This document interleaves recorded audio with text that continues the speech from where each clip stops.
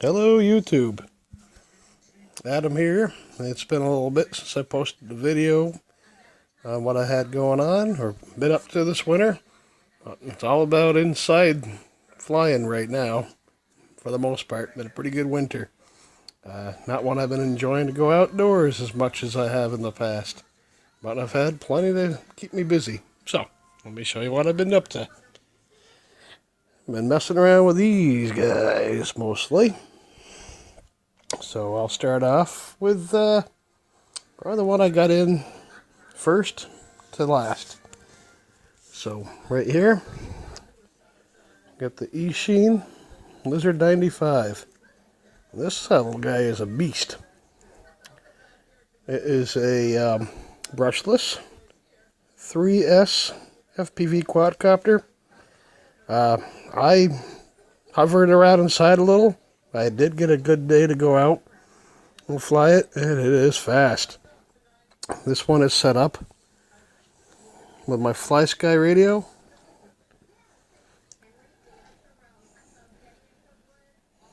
On the AF, I don't know. I'll put that up. The standard setting. Please don't.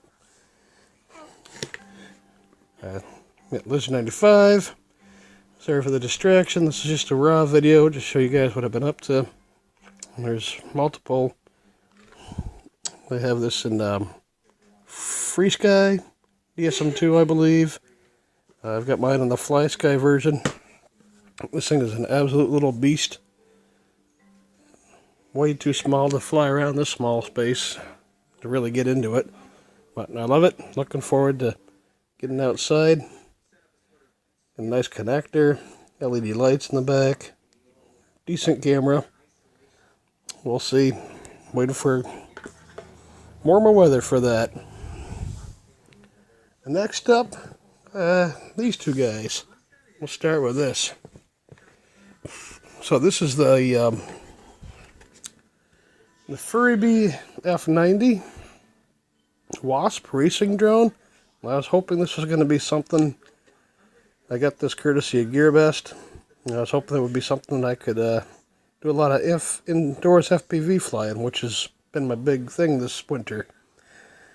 So far, this is I'll tell you a little about it. It's a DSM2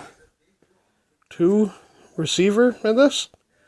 And I have a Devo 7E transmitter, which has got a bit of deviation. It has the DSM2 software installed. The bind. This has an F3 flight controller. And I cannot get it to connect to its Betaflight. I'm unable to connect to the Betaflight. I believe it has a corrupted or no driver for the flight controller in this quadcopter, which is really too bad. Despite the appearance, I've seen this is a pretty nice little quadcopter. Good little inside flyer. It's configurable flight controller, but at the moment, this little guy hasn't been able to fly for me.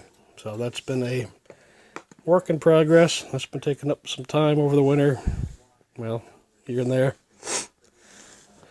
But then we get this little monster, which should be, once I get things sorted out, these are my two project quads that I've been messing with. This is the Leader 120, so very affordable quadcopter. This came from GearBest also. This is a P&P plug and play, so there's no receiver when you get this. I installed a FlySky AF HDS receiver. I don't have any notes in front of me, so I'm just kind of winging it.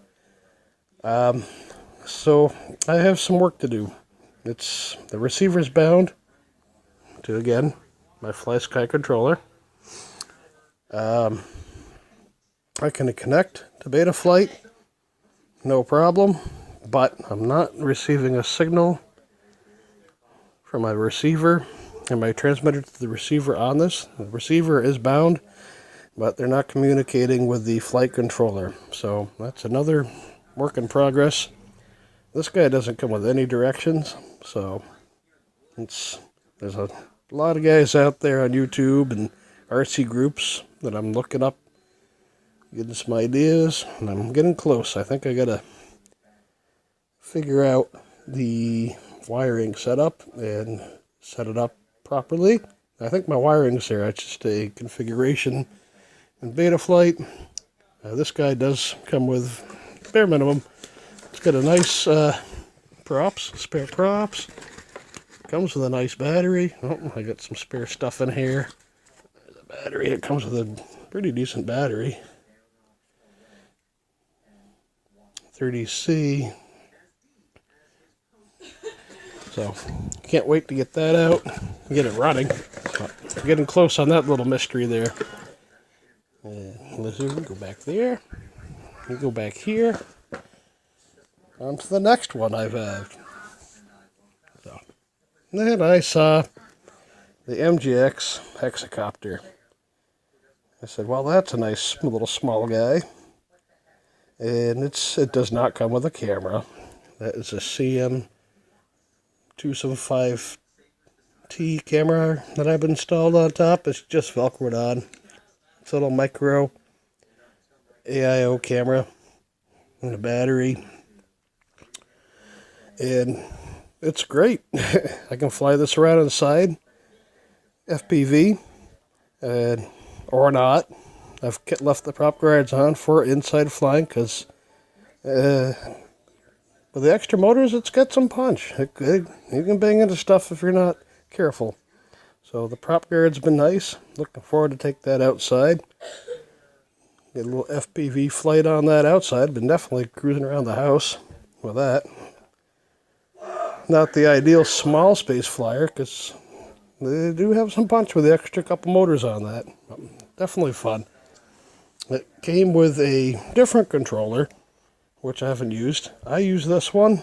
This is the standard old school X series transmitter, and I love it. It's a great little transmitter. It runs many. I have a few MGX quadcopters, and that works and binds with all of them. They don't put that out with them anymore with the newer series of quads, but that's all right. I've got it. It works on all my favorites that I have. My X101 over there, and a couple others. That one's been fun. Good one. Now here's an interesting one. This is the iDrone. Let's pull that box up here. Kind of a neat one. iDrone i5, they call this. Where we get the name? This is not an FPV quadcopter, but I bought it with the sole purpose. I have a camera version and a non-camera version, and this was $17 on GearBest. And I'm kind of looking to get in there, you can see, and put a little FPV camera in this. It actually has pretty good power for this thing. We got a 500 milliamp battery. Pretty standard connectors. Well, very standard. I have many of these batteries with that connector. I believe it has some X5C motors in there, 7mm, and it's smaller than that, and it's very light. So it's got 3 rates. Controllers takes a little getting used to, but it's not bad. Feels pretty good, and it's got 3 rates, and it does pretty good. So definitely liking that, and it's another nice little inside flyer too. But I'm gonna mod the heck out of that though, putting a camera in that, and that leaves me with this guy, my Mirarobot S60. Let's get you there. Mirarobot. This thing's awesome. I really like this. Now this is got a CM275T camera also hoping I get that name right, those numbers. I've had a couple of those that I've bought on their own, and they're great little AOI cameras. But on all the quadcopters I set up with that, the antenna always sticks out of the roof, and I've banged them and had to resolder. This goes out of the back, and it never gets really damaged. See the antenna there? It's got kind of a funny little battery connector, not very standard. That is definitely one of the downfalls with that. It's the only battery I have for that type of connector. I don't know offhand what that's called, but I'm in search of more batteries because this thing is a nice little flyer, and it's also being reported or billed as a acro trainer. So it has your standard gyro flight setting, and you can also fly this thing in a simulated acro, not full acro.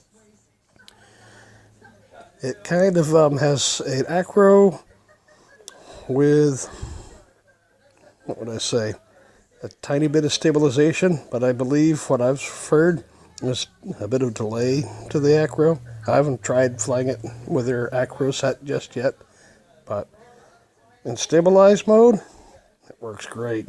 Awesome little flyer. Zip it all around the house. Here's your little transmitter with that. Pretty decent transmitter. I got plenty of range. I've been able to go throughout the entire house with this thing. Have a look at the box. The box is nice too. It's got a handle. Make a good little carrying case. Really enjoying this one. This, to date, would probably be about my favorite indoor FPV flyer at this point. But we'll soon see. There's more to come. But just wanted to update everybody. These are kind of my main ones I've been playing with, working on over the course of the winter here, more or less. And we'll see. I'm going to put separate reviews up on all of them as I get to it. And I thank you all again for watching. See you next time. Bye.